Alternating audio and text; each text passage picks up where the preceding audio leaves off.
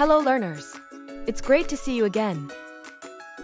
In this video, we will find out how should we brush and floss our teeth.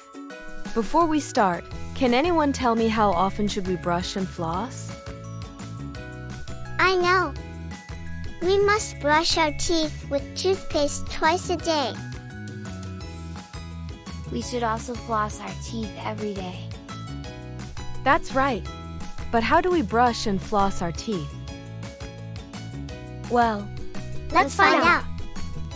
For this experiment, you will need an ice cube tray, a marker, a piece of felt paper, pieces of colored paper, a wooden stick, and a string.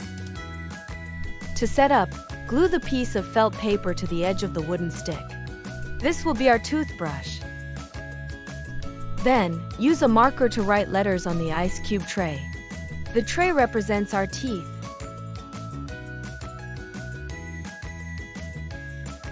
We are now ready for the first part of our experiment. Use the toothbrush to brush away the letters on the tray. Observe what happens to the letters.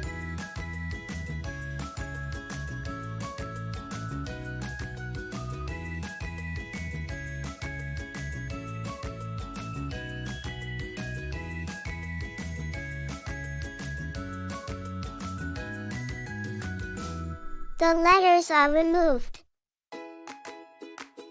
Yes!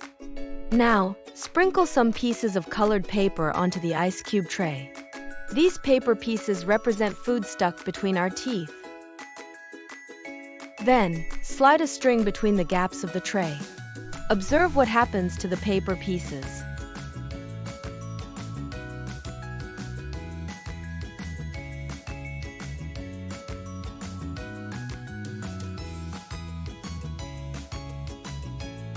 Wow!